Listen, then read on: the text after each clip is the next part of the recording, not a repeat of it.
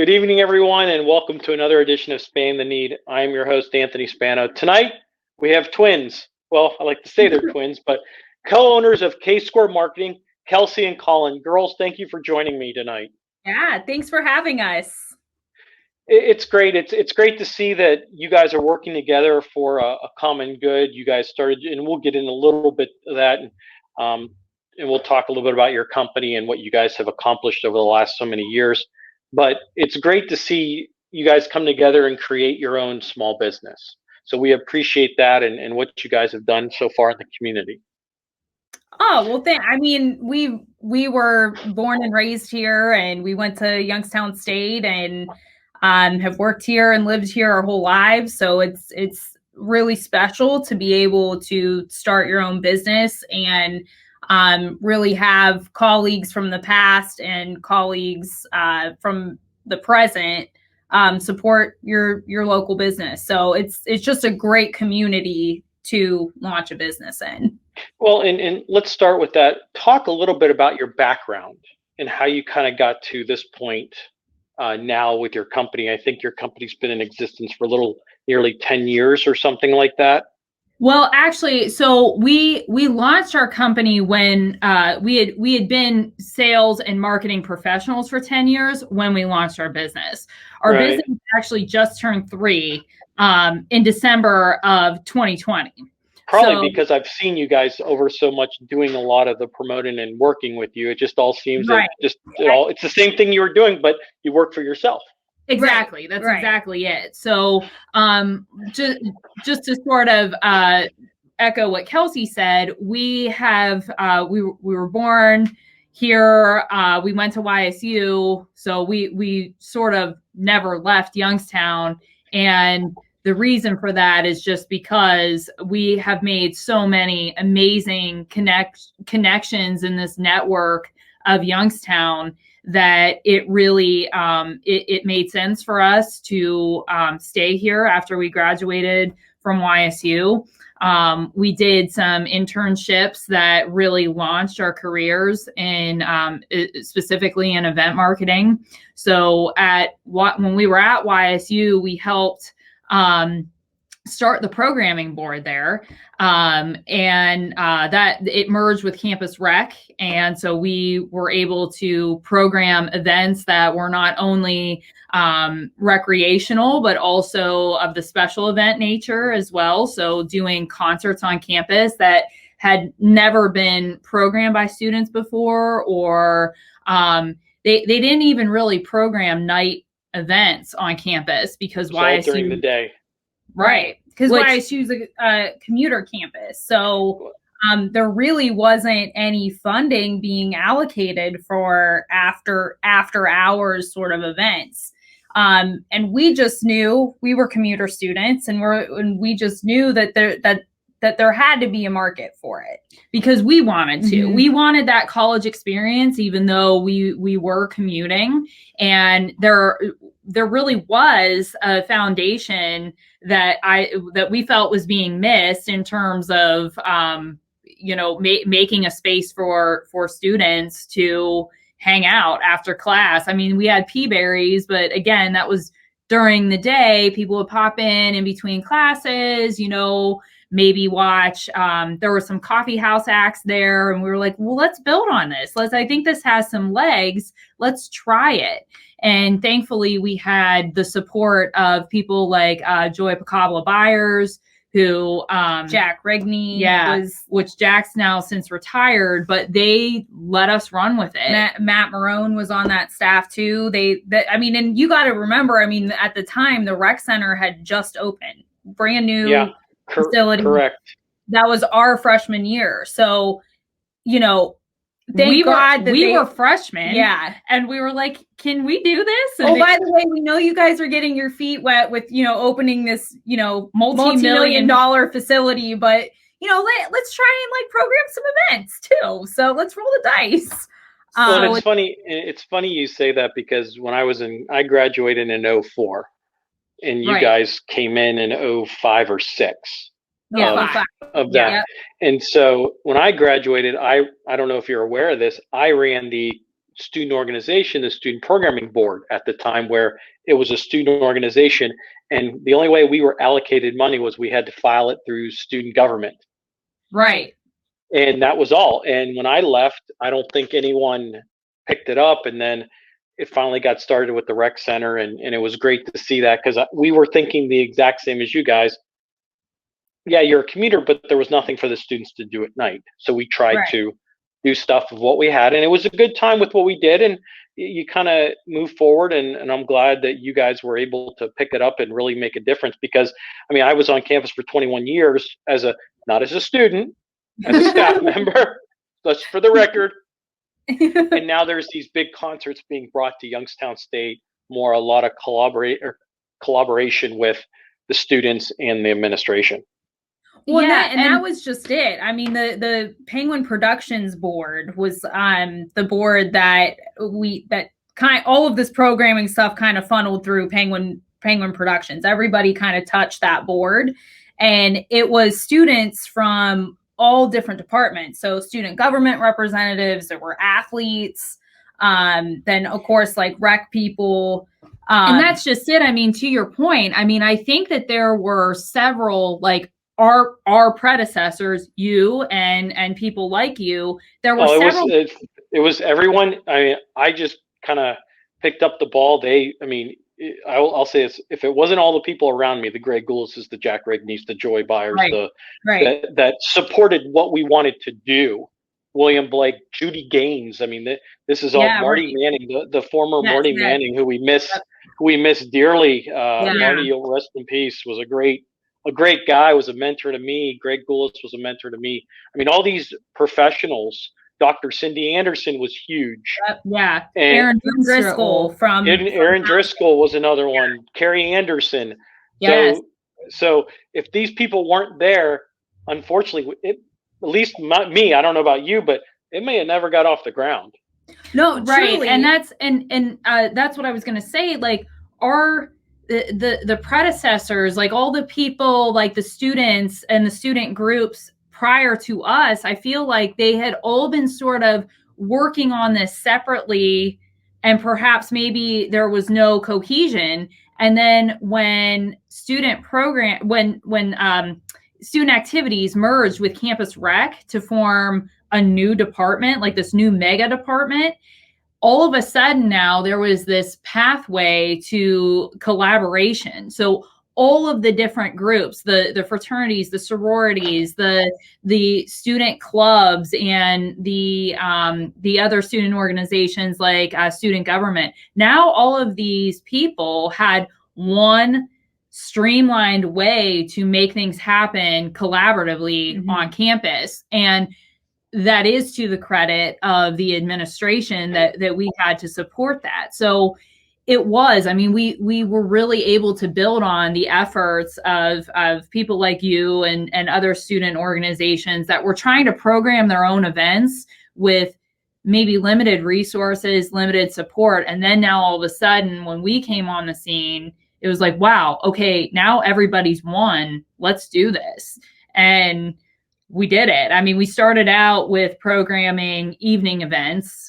So it was called Penguin Pre-Party, and it was hosted in Peaberry's. And some people, you know, we had some naysayers that were like, you're never going to get kids to come back to campus from 7 to 10. And so we were like, no, because we know people want to go out on Thursday nights. Let's get them there at 7, give them like discounted beer.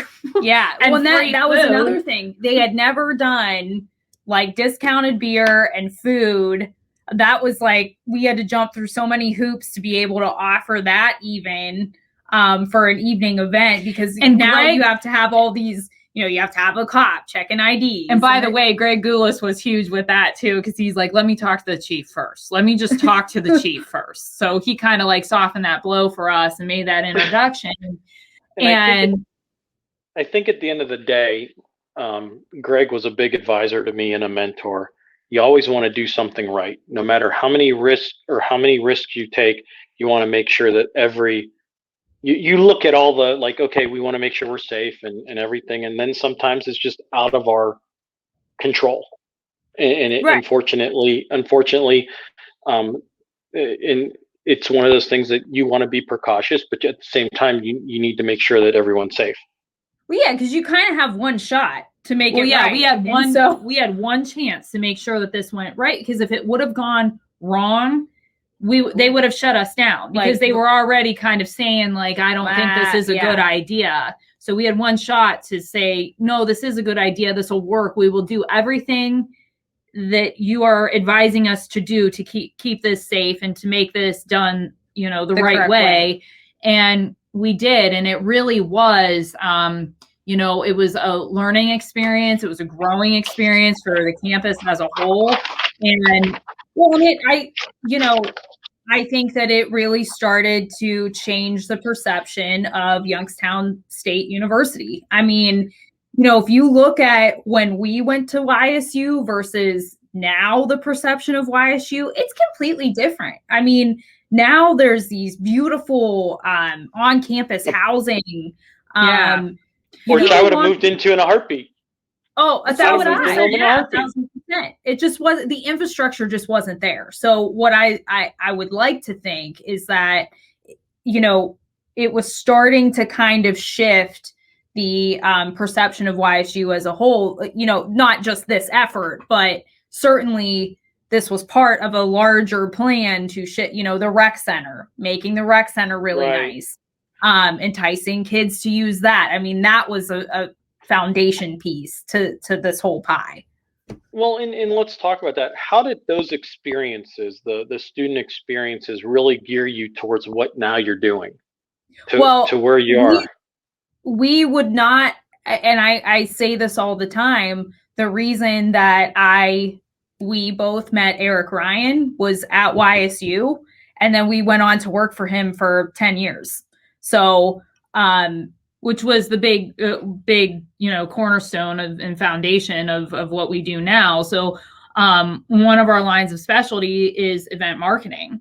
And we learned that and made all of those connections from YSU. I mean, we had real on-the-job experience at YSU, not only programming events on YSU, but then we got, we had Eric Ryan and his team, Ken Bigley, they booked shows for us. They acted as a promoter for us at YSU. So then that translated parlayed us, I guess, into being production assistants on all of his shows that he'd do. So we really bugged him to say, okay, we want to learn this. We think that, we know that we want to do this for a living after college. So I think he said, Ken Bigley always said, he was like, yeah, we had no idea what we were getting into when we booked this show at YSU, and then we inherited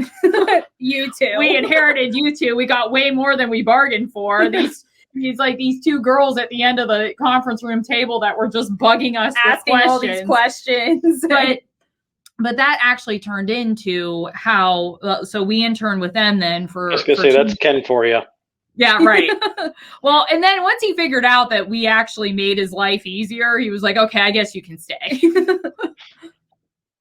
Yeah, once you realize that something makes something easier, oh yeah, sure, no problem. And Eric was like, yeah, sure, let him, yeah. And it was free help, so Ken was like, yeah, sure. Yeah, yeah, you asked for $1, like, wait a minute, now we're talking here. Right.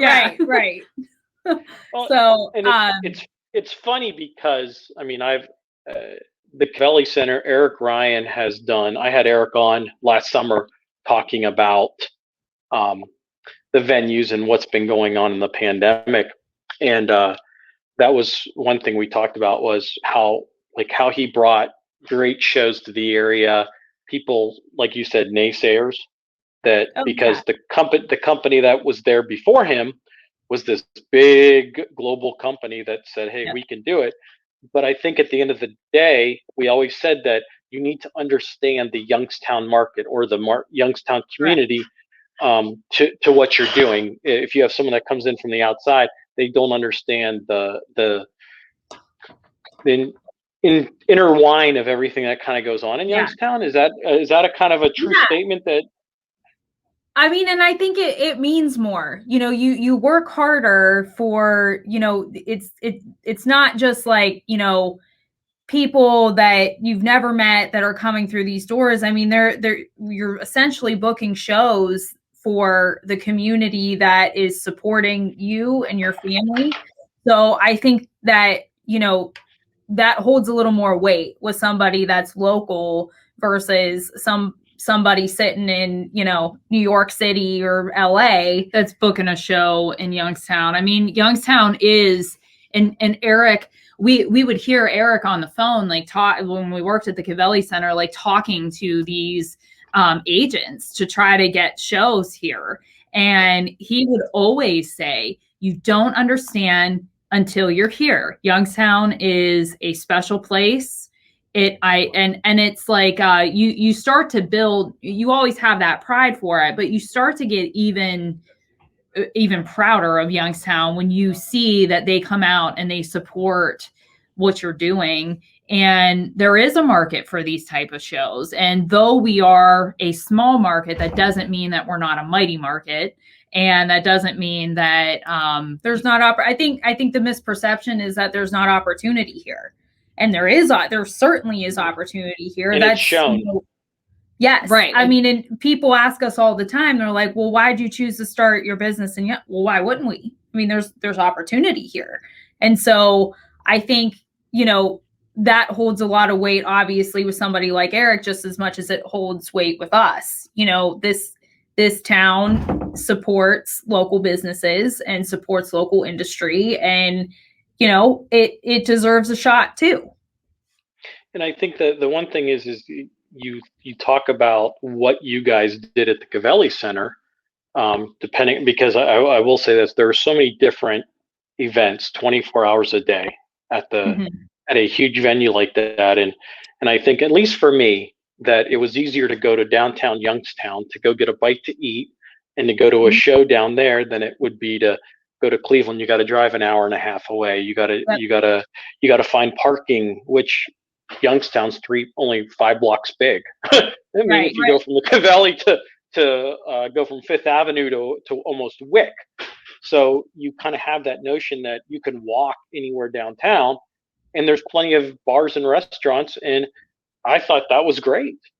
And by the way, there's people who I have talked to on the phone when I was at Kollin Center that were calling me from places like West Virginia or outside of Pittsburgh or the Akron, Cleveland area. Even I talked to one lady who was coming from somewhere in Indiana to come see a show, and they were coming to Youngstown because they wanted that like sort of small town experience at a big show. So like the lady I talked to from Indiana was coming to see Elton John. He wasn't. Oh my God, that's the perfect example I was about to say, where I was talking to a son in it, or I was passing, and they said they traveled 6 hours to see his show because there was nowhere else close to go see him, because he was like nowhere else in I'd say 800, 900 mile range. Yeah, right. And beyond that, I've talked to people who skipped the Pittsburgh show. They skipped the Cleveland show for artists, and they came to the Youngstown show because the venue's great. It's gorgeous. And the parking's more convenient. And you can walk to restaurants and bars just as you can in a bigger city, only you're not walking as far, and you're not paying for parking. And well, you're paying for parking, but you're not paying $50 for parking. And you got to still walk 2 miles to get to where you're going. So it's much more of a convenient experience. And then once you get in the venue, there's not a bad seat there. And that sounds like a hokey sales, but it's not. When you go to see Elton John, you're seeing Elton John. You're not watching him on a screen. You could be sitting on the floor. You could be sitting in section 221, and you still get the same kind of feel. So it's all of that makes Youngstown a gem. All of that put together makes Youngstown a true gem. And, to Eric's credit, he's put Youngstown on the map for that reason. Shows want to come play here. It's a perfect location in tour routing, first off. But secondly, they want to play here because they know their fans are going to get a top-notch experience when they see a show in Youngstown. And you guys experienced as much as probably Ken and Eric said that you were the two girls asking the questions at the end of the table. You guys had a long career there. Mm-hmm. Yeah. So talk a little bit about what you guys did there and how your experience kind of at YSU kind of carried over, that you were pretty much almost doing the exact same thing, but you were getting paid for it. Right. Yeah, it was like a dream come true. Yeah. So I started out as Kenny and Eric's assistant. So, and you know, I really appreciated that role because I sort of saw like the business aspect of it. You know, I knew I wanted to do marketing eventually just because that was where most of my experience kind of was at, but I got to see sort of the ins and outs of production and front of house operations and food and beverage, just because I was always in meetings with them. So, you know, I just kind of was like a sponge and kind of absorbed all of it, which helped me certainly later on in my career when I took over the marketing department. So then eventually I moved into a marketing role. Kollin came on for the sales role. So we then merged departments just because we've always worked together, and it made sense. Who was in charge of who? I was in charge of Kollin. How was that for you? Well, that was a bit of a shift in dynamics because we always say like I'm 1 minute older than Kelsey, but I hold on to that minute. And so we always say that like I was the boss in life, but Kelsey was the boss at work. So that was a definite shift in dynamics. But honestly, I mean, we sort of worked together so seamlessly that it wasn't that big of a transition. Mm-hmm. I mean, we honestly tackled tasks as a team. I had my area of expertise. She had her area of expertise. There was that line of respect. Every once in a while, we got in like a dispute, I'll call it. we bickered. Yeah, we bickered like sisters. I think anybody at the center, I mean, they would just come by and laugh because they would hear us, you know, kind of bickering, but it was productive bickering. It wasn't like it was, you know. Well, it's one of those things, like if it wasn't probably two twin sisters, they would probably say something.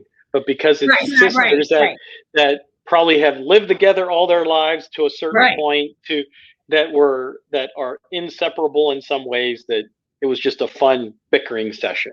That Eric and Ken and all them would just walk by and be like, "You guys done yet?" Yeah, right, exactly. Yeah, they would come back and be like, "So did you guys decide like what's the solution?" Like, what are you talking about? Like, we didn't even know that we were doing it. Yeah. So,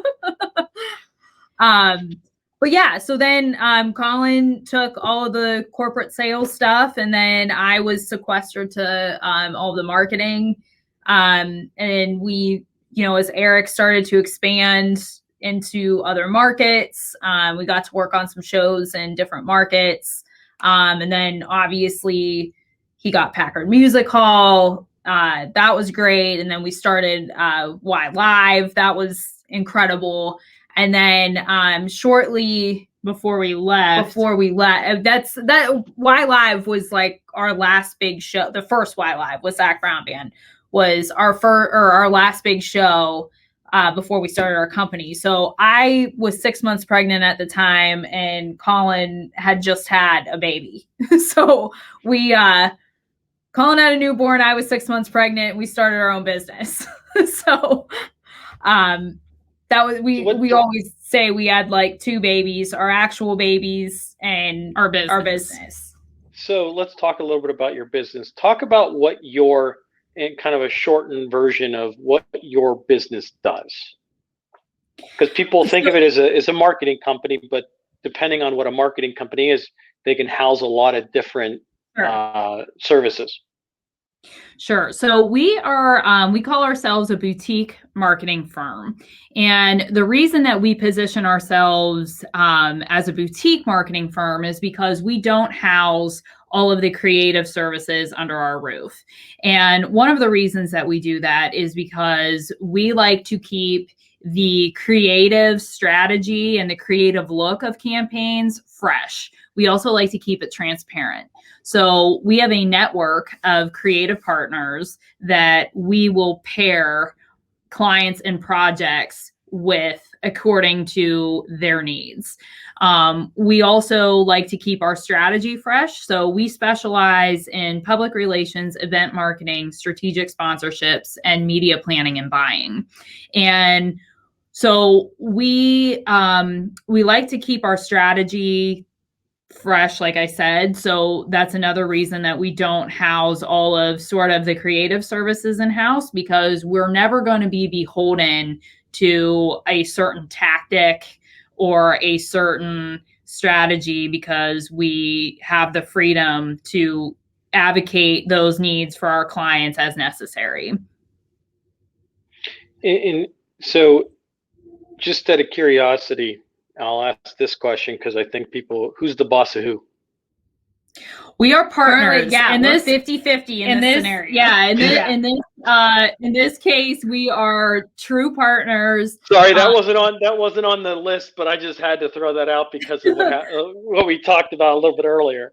Well, there's definite things that we take lead on. So another reason that we are a boutique firm is because we like to integrate ourselves with our clients as though we are part of their company. So we can come on and be their in-house marketing department without being in-house, or we can work with them on specific projects and needs that maybe it's only going to take a couple months to get those up and moving, or maybe you need us to strategize an entire campaign for a year, from start to finish. So, but Kelsey and I definitely take leads on certain aspects of that plan.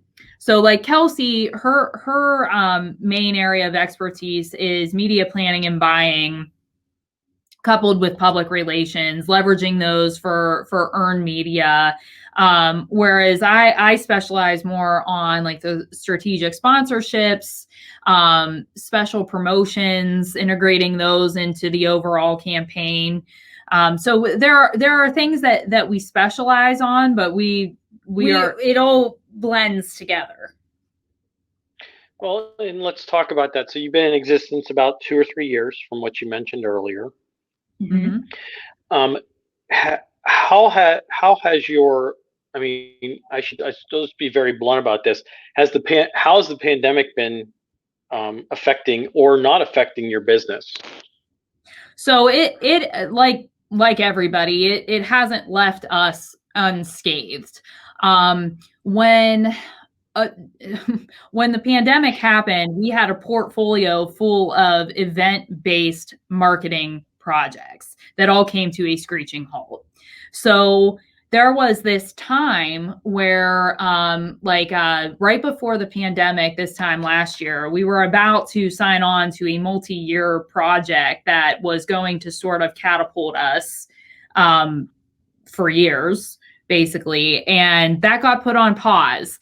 And so there was this moment of, it was longer than a moment. And I think that I think that's true for practically every business owner, unless you own something like a grocery store. But I think that there was this moment of pause where we didn't know if we were going to have to pivot our entire business, or if this was a temporary pause on what we were doing. So there was probably about a month where we were like, wait a minute, is this going to be a 2-week pause, or is this going to be something that we are going to forever have to change? And when we figured out that, okay, this is something that isn't going away anytime soon, and it's something that we're going to have to address internally for our business practices. So we have always been able to work remotely. Our strategy, that's no problem.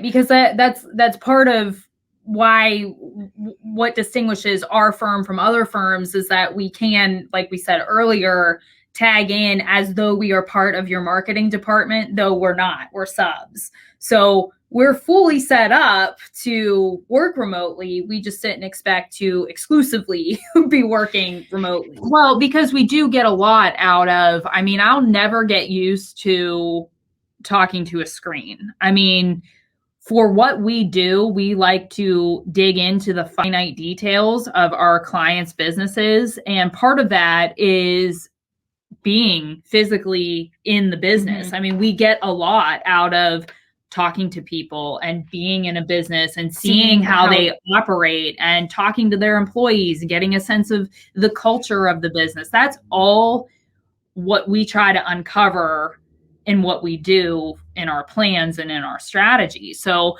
that was something that definitely had to be adjusted. Our expectations anyway had to be adjusted. We had to get better at the questions that we asked, because we couldn't just be there at any given time. We couldn't, you know, we had to get better at our methods of questioning our clients and interviewing our clients, and so that we could uncover all those details that we were used to uncovering in person. You can tell a lot about a business when you're actually physically there. As opposed to their body movements, there are a lot of different types of paying attention, not attention, feeling stuff. Right. How they function organizationally. You know, those are all huge things. You wouldn't necessarily think that, but those are huge things that touch a marketing strategies, especially organizationally. You know, you don't want to be pushing all these, sales to an organization that can't funnel it internally, because then it's going to look like the marketing tactic is what the problem is, when in fact it's an internal problem that's happening. So something that's not in it's hard to for you, it's something hard to grasp on, because it has nothing to do with the marketing and has something that you can't control. It has something to do with the results, though, of the plan. Right. And it's something that we can preemptively plan for if we know about it ahead of time. So these are things that took a minute to adjust to. I mean, we had to definitely adjust our sales and adjust how we did things, how we, put together our plans, because we did rely so heavily on in-person. And also a huge part of our strategies, which is why clients quite frankly hired us, is because they knew that we specialize in things like public relations. Public relations involves events. So that was something that we had to work around as well, is figuring out a way to implement effective strategies that weren't event strategies. Well, and even if you talk about not even event-based public relations, just talking about even getting a story out that did not involve COVID. I mean, it was so hard, because that was what everybody wanted to talk about. That was, every piece of the news, whether it was the freaking weather or, economic reports, it was all about COVID. And so, to try to pivot, newsworthy items for our clients that did not involve COVID, it was just very difficult. Another thing too that I think impacted us, we mentioned that a lot of our clients were event-based clients, and this job that we had just signed on for was event-based. And so I think, and it wasn't by choice necessarily. It's not like we sought out only event-based clients. It just organically happened that way. So I think something that we learned too was that, okay, and we're young enough in our business. I mean, we're not young professionals, but we are young business owners. When the pandemic hit, we were only 2 years in business. So we were young enough that I think that I look at some of these stories in the news of these businesses that were 40 years old. And they had operated for 40 years one way and it worked. And then when the pandemic happened, they were like, we don't know what to do. I think it was and at first I thought this was a disadvantage that we were so young in our company and this was happening to us. But I actually, now looking back on it, think that it was to our advantage that we were young enough, that we didn't have 40 years of work that we did one way that we got used to, or that we had all of these employees that we were beholden to and responsible for. We were young enough that we were able to pivot, and we were able to recognize this weakness early on in our company that we're now able to rectify it. So if something like this ever happens again, we're going to have an answer for it. And our answer for it was also to make sure that at any given time, our client portfolio is diversified. It's not just events. It's not just public relations. So for example, during the pandemic, we picked up a client that was an excavator. It was an excavating company, which we hadn't really prospected any excavating companies because we had all this event work that was keeping us busy. So it taught us. It was, and they needed some strategic copywriting and some messaging and stuff like that. And it was the perfect time for them to kind of unpack that because they had some pausing in their workload. So they're like, okay, well, what can we do to be productive during this time? Oh, let's take a look at some of these pamphlets that we need to redo. And so that certainly helped us. And that, like Kollin said, that we were young enough in our business that we could pivot without there being this total upheaval. Starting completely from scratch. The other thing is, we were so young that we were still identifying and perfecting sort of our lines of service.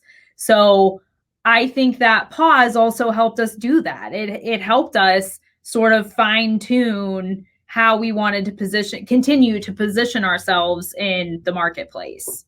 And we actually, that's a good point to bring up, is you look at businesses in general during the pandemic, you have ones that are hurting bad, closed, some that are just literally staying afloat. Right. And then you have some people that I've talked to, some business owners that are just waiting for everything to open up because they're not making any money. Their employees are not making any money. And they're doing a lot of internal things that was probably put at the side. Right, talked about websites, copyright, brochures, anything that they may not be talking about big expenditures, but the little things that build on top of what you're trying to do. Messaging, for example. Right. And that's something that's that it's ironic because right before the pandemic hit, we actually also got a decent size PR job. And some of it involved copywriting and messaging and that kind of stuff. It was another PR firm that we worked with. They just brought us in to kind of sub out some work. And Kollin and I, when we got it, we're like, oh, wow, I don't think that we really identified that we should probably start to think about this. And then obviously we had no choice but to think about it a lot.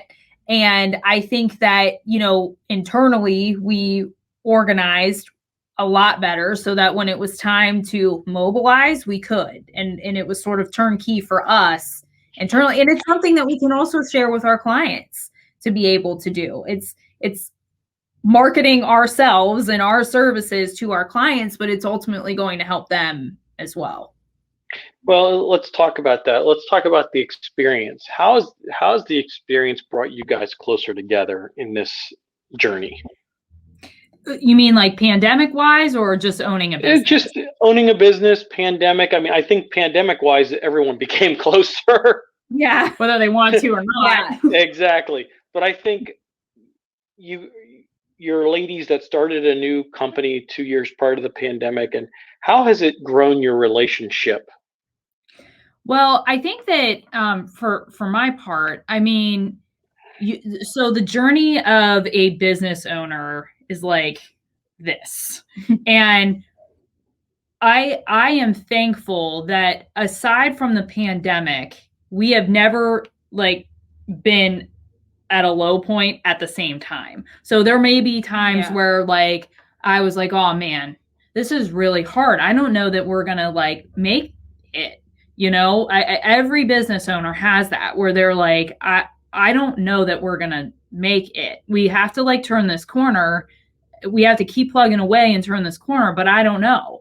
And we have never been at that point at the same time. So we're always like encouraging each other to keep going, and that, okay, well, I have this new idea. Let's think of it this way. We're never stuck at the same time. So I think being in a business, like together has really strengthened our professional relation, our personal relation. I mean, we're twins. You're never going to be able. We were born together. You're never going to get closer than that. But I mean, in terms of this is the first time. I can only imagine what your husbands feel. Oh yeah. They are. My husband always says, I know everything I tell you. There's a chance that your sister already knows. So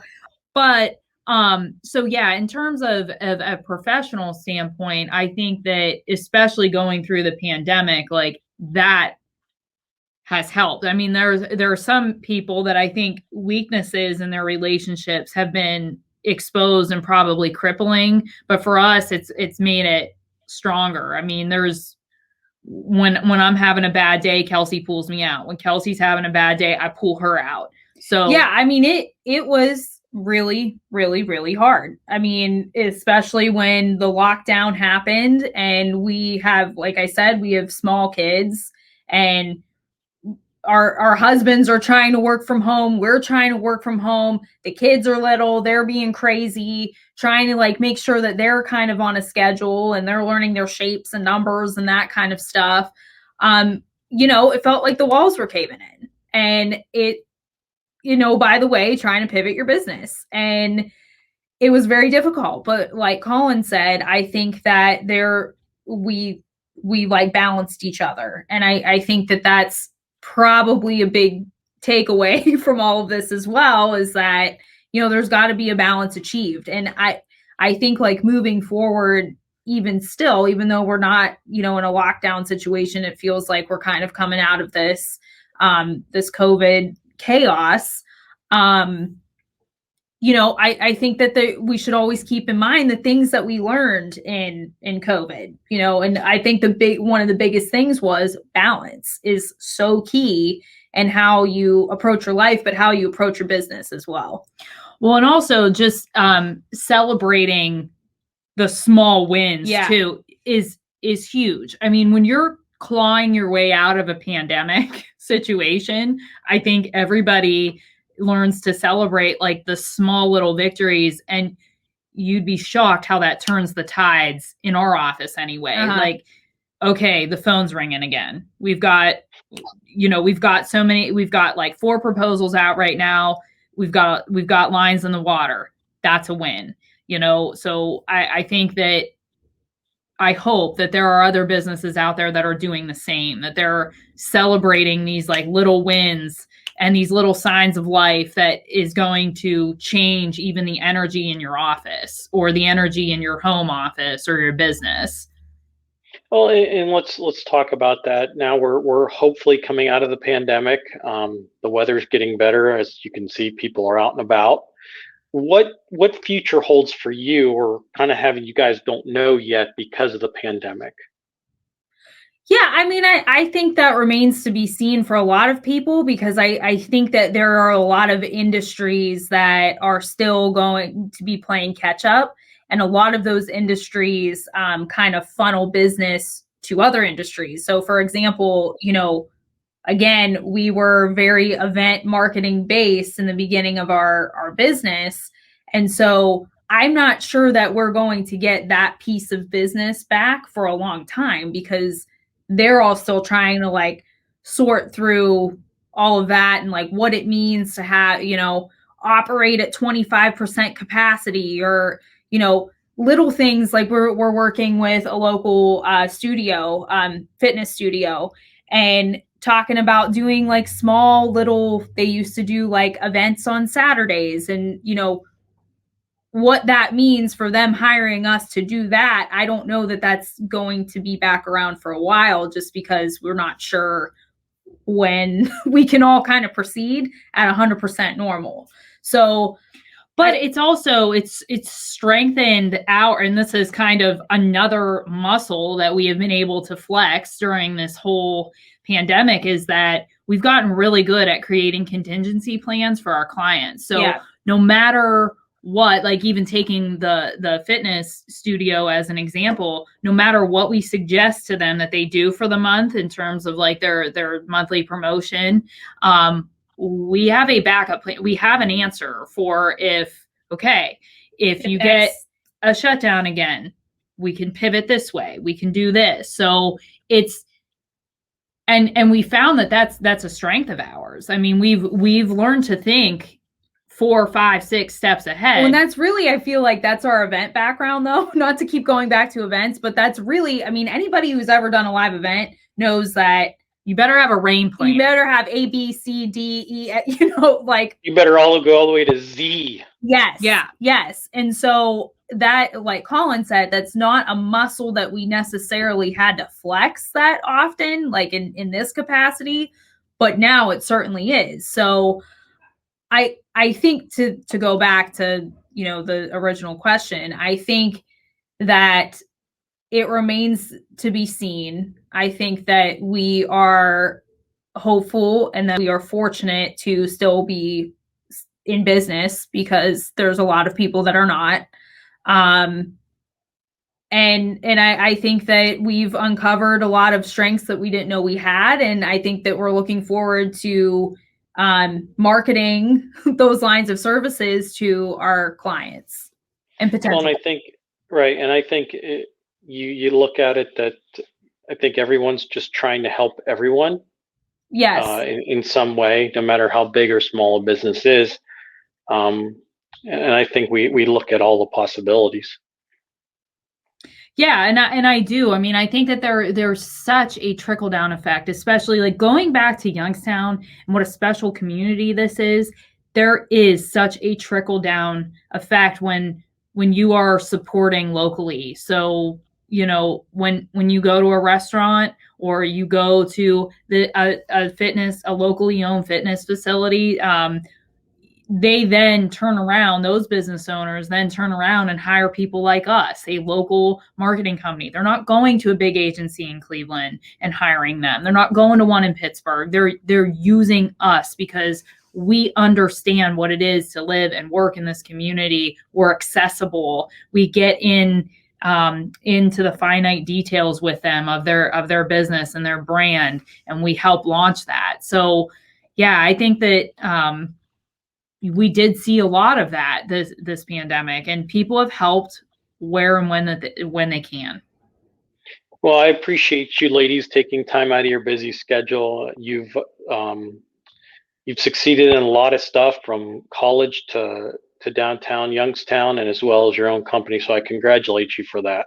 Well, thank you. And thank you so much for having us on. This does kind of feel like full circle, because we did work with you on campus. And so this feels full circle, and we really appreciate you thinking of us and having us on. You're doing great things out in the community too. So this has been a great conversation. I tried day by day. Yeah. Well, you're doing great. Thank you. So at the end of each interview with my guests, I like to have some fun with them. So are you guys up for a little fun? Yes. Now, these questions will probably be 10 times harder than the ones I asked you, because that's what I've been getting. So if you were to sell your, So any of the answers can be personal or professional. It doesn't matter. There's no right or wrong answer. So my first question is, what's your guys' best accomplishment? This can be, you guys can do it as a group or individually. I would say, and I don't know that I've accomplished this or achieved it, but being a parent and a working parent is something that I'm always trying to be good at. And I have 2 really awesome kids who are healthy and they're funny, and they've got really loving little hearts. And I think that that's something that I'm proudest of, and also showing them that, you can work for whatever it is that you want, whatever goal. I mean, I have a 3-year-old, I have a 3.5-year-old and a 1.5-year-old. So the 1.5-year-old doesn't quite get it, but the 3.5-year-old, she gets it. I mean, she knows when I go to work every day, oh, you're going to work with Aunt Kelsey. And for her to be like a little girl and see that is important to me. And that's something that I'm always working on instilling and accomplishing as a parent, is that she understands that she can do whatever she wants and she can work toward whatever she wants. And Kelsey's her godmother.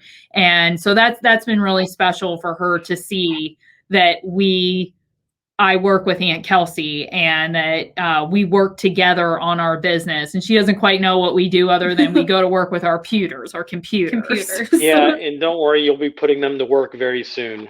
That's what I said. I was like, well, your son always says he's going to drive us around one day. Oh yeah. So, this is shocking, but I agree. That's exactly what I was going to say, is that, the biggest, you could do whatever you want career wise. And whatever. We've done really awesome things. I mean, that's amazing things. We've been given amazing opportunities by Eric and Kenny and the whole JAC crew. And, they continue to, sub work our way when they can. And, we've done really cool stuff, but there will be nothing that will ever touch being a parent and raising a little human to go out and do good in the world. And, again, after the year we've had, that's just something that's like really, it was important before, but now it's like even more important to just raise a good, hardworking human. Yeah. Well, okay. So what's the best memory that you two have? Oh man. So told you, tougher than the original questions. That is hard. I got it. I mean, I will always, Y Live for me was like the first Y Live with Zach Brown was really special for me. I was newly pregnant at the time. It just felt really cool to, be on YSU's campus and be doing like this caliber of an event with, such an amazing company. And for it to be Zach Brown, we're huge Zach Brown fans. We've gone to see him a million times. So, I mean, that felt like that was a very, very pivotal, special moment in our career to, and the fact that it was on YSU's campus made it even more special. Yeah. Yeah, I'd say that's probably up there. There's so many, but I'd say that's like top 2. Best experience. I don't know. I feel like I'd have to say Y Live again, because I just feel like That's fine. There's nothing wrong with that. Yeah. I mean, I have a different one actually. So this is professionally, I mean, best experience, we can go on and on about like kids. I mean, kids are always going to be like that. And we like our husbands a lot too. So we'll throw them in there too. Yeah. But no comment.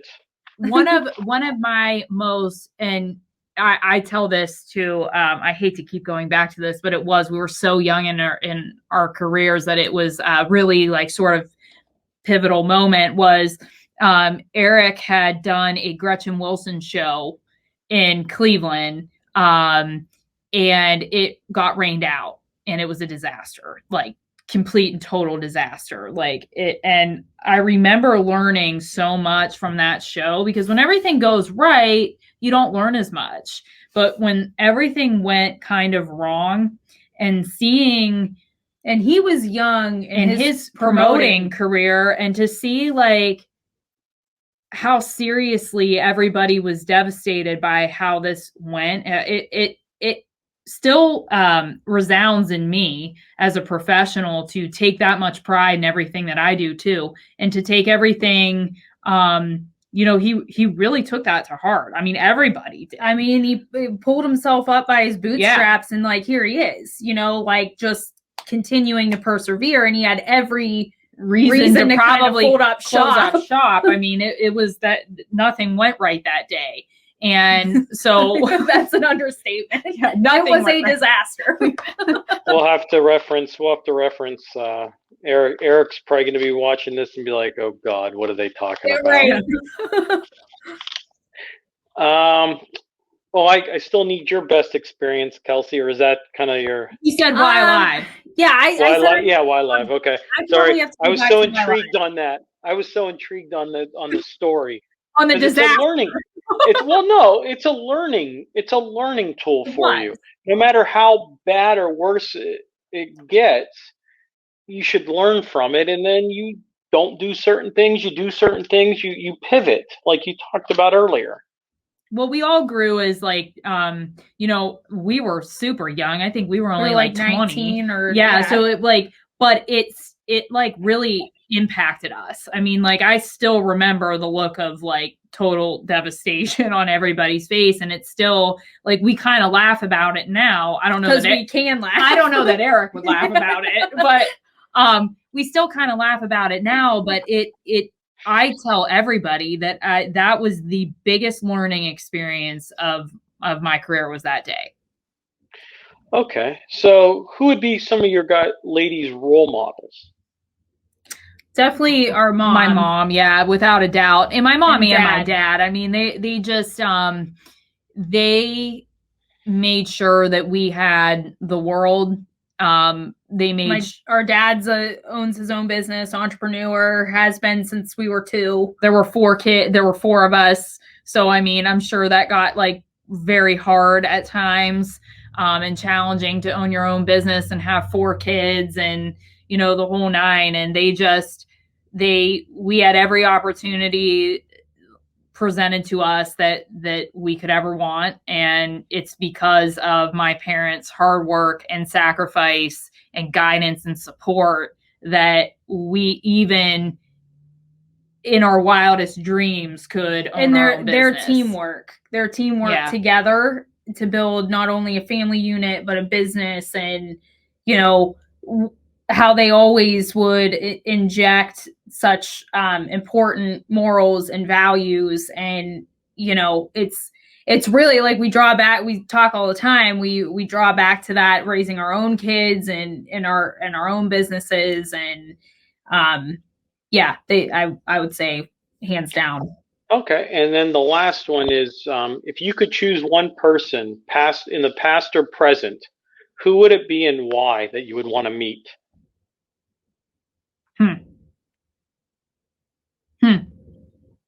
That's a good one. You all both look the same way when you're thinking. Yeah, I know. That's a good one. I mean, like I said, it could be anyone. I mean, I've had some people that have named a couple people, and I mean, there's no right or wrong answer. It's what you as a person have grown on.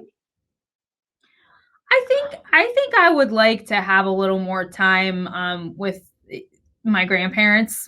Yeah, that's a good point. Our dad's dad passed away when we were like 7, and he was such a great grandpa. You're 7, so as much as I could remember from that, he was such a pivotal influence in our dad's life, and our dad is somebody who we hold in such high regard. So yeah, I think, and having our own families, I think he'd get a kick out of our kids. Yeah, and our Grammy and our Pop, I think they're all passed on. So I would like a little more time with them. None of them saw my son, so I would like it. I think it would be cool for them to see him. It's understandable. So, well, ladies, I thank you for taking time out of your busy schedule. I appreciate you coming on and kind of just talking and having a good time. Yeah, thank you so much for having us. Yeah, it's good to catch up. Yeah, this has been really fun, and like I said, you're doing so many great things out in the community, so we really appreciate that you thought of us, and this has been such a great talk. It's been fun. Appreciate it. Thank you for coming on, everyone. Hopefully you enjoyed tonight. If you'd like to see more podcasts, announcements, or interviews, please go to anthonyvspano.com. Ladies, thank you. Everyone, stay safe. God bless.